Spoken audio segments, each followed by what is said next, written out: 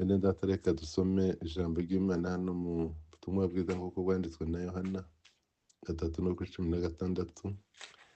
Ijambo tumenyereye rivuga ngo kuko Imana yakunze abari mu isi cyane byatumye itanga umwana wayo w'ikinege kugira ngo umwizera wese atarimbuka ahubwo ahabwe ubugingo buhoraho. Amen. Nifuje koko tuganira ijambo rivuga ku rukundo rwa agape.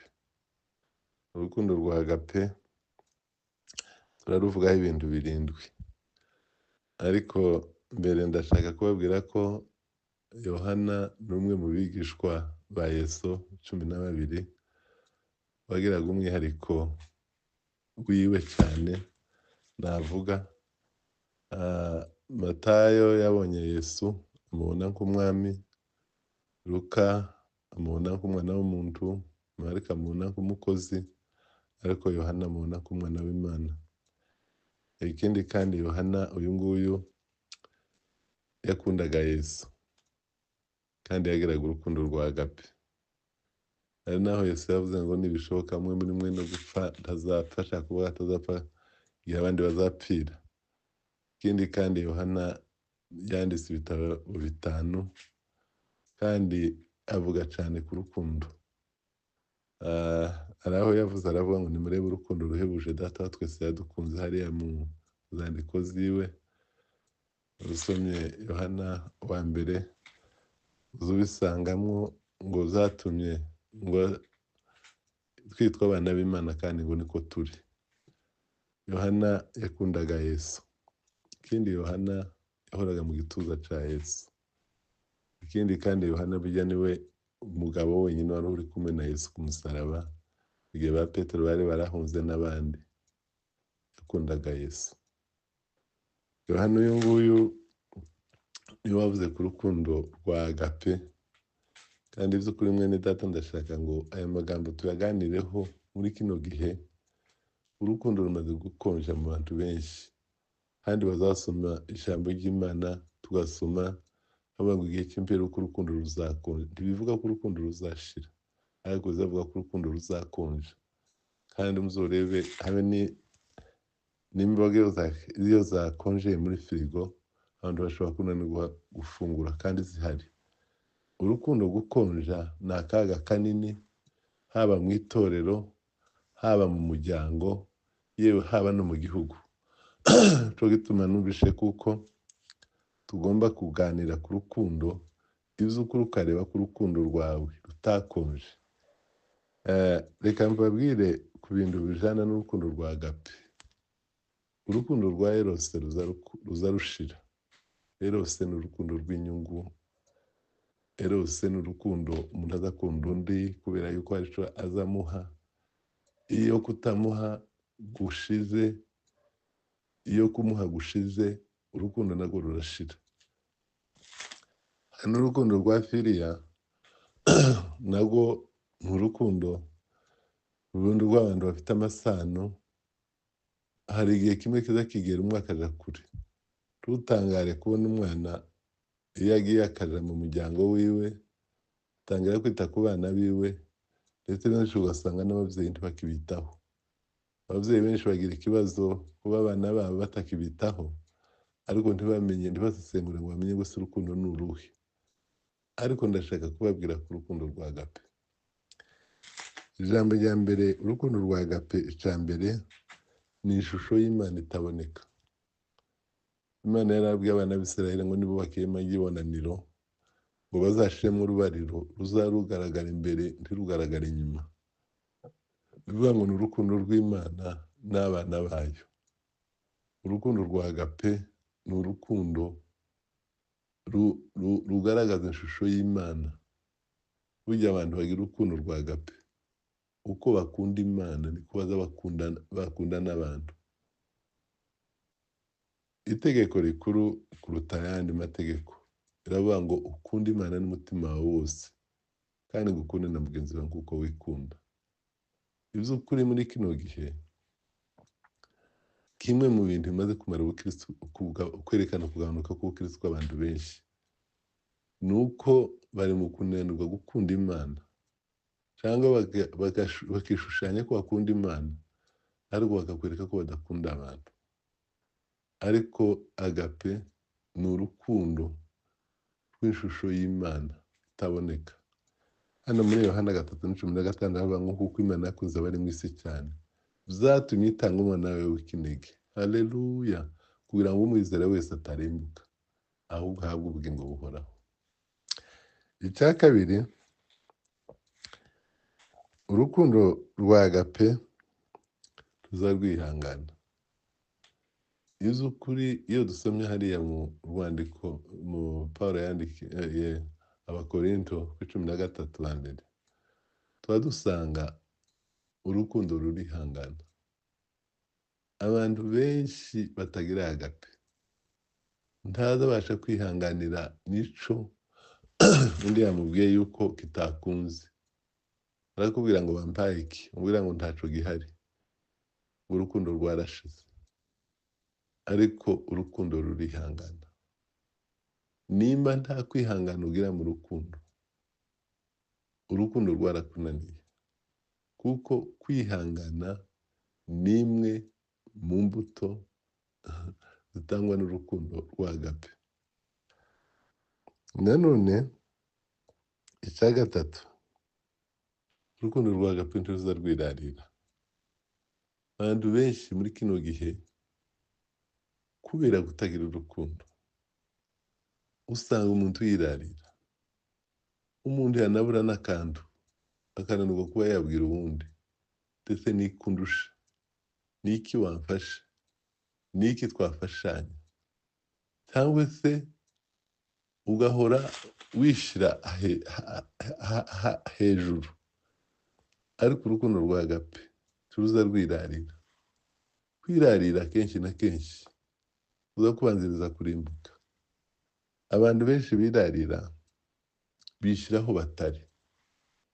Yesu ntabwo yirariraga. Habe no mu magambo yiwe baramaza ngo se uri umwana w'Imana, akavuga ngo mwabyivugiye wakabimenya. Ariko kenshi iyo tudafite urukundo rwa agape usanga twirarira. Usanga hari n'abantu usanga yoje no kwiba, ariko akananirwa no gusenga Imana kugira ngo Imana imwereke inzira mu nshuti, mu bakunzi. Kuko hari umunyabwenge wanditse igitabo aravuga ngo hari ab'Imana izicisha mu kuboko kwayo kugira ngo bakugirire neza. Icya kane, urukundo rwa agape nta shari rugira. Kimwe mu bintu kigoye isi muri kino gihe, mugenzi wawe arakira aho kubona kuko ari umugisha, ari poromosiyo yatanzwe aho muri, ahubwo ukamugirira ishari. Urukundo rwa agape nta shari rugira, ahubwo urukundo rwa agape ruzarwishimira icyiza c'undi. Bibiliya iravuga ngo muze mubabarana n'abababaye kandi ngo mwishimane n'abishimye. Buriya reka nkubwire ku bantu bagira urukundo rwa agape, iyo babonye hari umuntu waguze imodoka muri quartier bazabona kuko amarifite yiyongereye.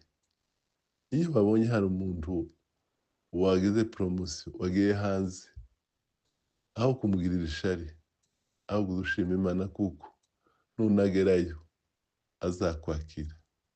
Jewe ni ibintu nabonye by'ukuri nzampamya. Nabonye ko umugisha wundi muri agape ni umugisha wawe. Muri 2020 nigeze kuja muri Amerika, Covid nsangayo.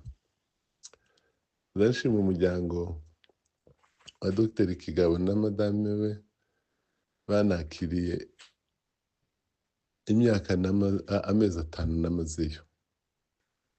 Ico gihe nabanje gushikira ku bana banje bariyo, bari bafite umunsi mukuru ibirori, hanyuma baza kunjana nja kuba iwabo. Igihe nahabaye mu mezi 5 ni ukuri nabonye urukundo. Burya umugisha wundi mu rukundo ni umugisha wawe. Ntabwo nza nibagirwa iyo minsi ivy'ukuri inzu mugenzi wawe yubaka nawe ni umugisha kuri wewe. Urukundo rwa agape nta shari rugira. Icongeyeho ca gatandatu ca gatanu nako rureba imbere ntirureba inyuma. Abantu benshi baza basubira inyuma mu rukundo, ariko urukundo rureba imbere. Reka mbabwire gituma urukundo rureba imbere. Iyo urebye kenshi na kenshi itorero rya Efeso riri mu matorero yakundaga Imana cyane, yigeze kuba iya mbere mu matorero yakundaga Imana. Ariko hari ikintu Imana yabwiye marayika wo muri itorero rya Efeso, aravuga ngo ufite ico kugayo, ubu ni uko waretse urukundo rwawe rwa mbere. Imana tubabarire, urukundo ruza ruje imbere. Nukundana n'umuntu uzarebe nimba mwarahanaga kuri rimwe, nimba mwarasengeranaga rimwe, nimba muhe mugenda muja muri kabiri. Amashuri kugira ngo umuntu ayarangize ntaza yiga asubira muri kwanza, aza yiga asubira muri gatatu, muri kane. Urukundo narwo ruza ruje imbere. Haleluya, urukundo ruje imbere.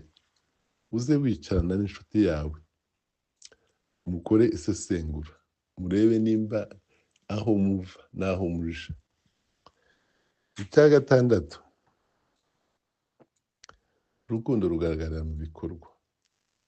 Ubu hari ikintu kiriho mu bantu b'iki gihe, umuntu akagukundisha akanwa, umuntu akagukundisha kuvuga, ariko wamubwira mwagira ngo mukorane, mubwire ico mukorana, ugasanga urukundo rurashize. Ni naco kibazo kiri mu matorero muri kino gihe. Umuntu agashima Imana ko Imana yamukoreye neza, Imana yamurinze impanuka, ariko ituro ry'ishimwe ntirivugwe. Umuntu agahora atura Imana za zaburi gusa, kandi zaburi ni amazaburi yaririmbwe n'abandi bantu b'amashimwe. Uzasome ukuntu Ana yakundaga Imana amaze kubyara Samweli. Bibiliya izivuga ngo yashatse imfizi, aragenda, umugabo aramubwira ngo baje gushima, bati sindavyitegura. Urukundo ruza rugaragarira mu bikorwa, bene data. Ivy'ukuri habe no kwizera. Yakobo yaravuze ngo uzanereke kwizera kwawe kugira imirimo, kandi kwereka ko ufite imirimo. Urukundo rugaragarira mu bikorwa, rugaragarira mu bikorwa, bene data. Ubu ngubu hari ikintu kiriho, abana bari mu gukira, ugasanga bibagiwe ababyeyi, ugasanga umuntu ari mu nzu nziza afashwe neza, ariko ugasanga ntibuka ababyeyi biwe. Urukundo rugaragarira mu bikorwa. Icya karindwi, urukundo rwa agape rugira alfa na omega, rusoza neza. Ubu hari ikibazo kiriho muri kino gihe, urimo gukundana n'umuntu mukajana imyaka 2, mu mwaka wa gatatu mwaza muhora mu nzira, mugatambuka agatambuka, ariko hari umuntu wanditse aravuga ngo ikizakwereka ko ukundana n'umuntu, uzarebe ko maze imyaka 7, apana imyaka 5, apana imyaka 6. Kubera yuko mu rugendo rw'imyaka 7 ni umubare w'Imana, hazoba hamaze kubaho gusinya amasezerano adakuka y'urukundo. Uzosome n'abageze mwana igihango, ntabwo batangiraga none mu kwezi kumwe ngo bakimwanya. Urukundo rwa agape rugira aho rutangirira, rukagana naho rusozereza muri alfa. Ntabwo ruza rushira abantu bakiriho, kuko buri munsi ruba rufite icyo rugomba gukora. Ndagira ngo bene data mbasabe kuri aya magambo 7 tuvuze, reka tugire urukundo rwa agape, reka dukundane urukundo. Urukundo ni igishoro umuntu azashora mu wundi. Urukundo ruzarusigasirwa. Igituma kenshi mubona abantu benshi urukundo rwabo rudakomera, ntibarusigasira. Habe no gutelefona, burya no gusigasira urukundo. Habe no kuramukanya, habe no gusurana ni ugusigasira urukundo, ariko cyane cyane abana b'Imana biravuga ngo twe twegereza bose ko dufite uburyo, ariko cyane abo muzi abizera dufite aho duhera urukundo mu ijambo ry'Imana. Imana idufashe kugira ngo tugire urukundo rw'Imana, kandi Imana itugirire neza muri byose. Kadusenga Imana. Mana data, Mana nkuru, ndasaba kugira ngo urukundo rwawe ruba muri twe, kandi urukundo rwawe mwami Yesu rutubere igisubizo mu bibazo byinshi, kandi cyane cyane mwami wanje Yesu, tugukunde, tukunde n'abo tubana nabo, ubw'icubahiro cyawe Yesu, amen.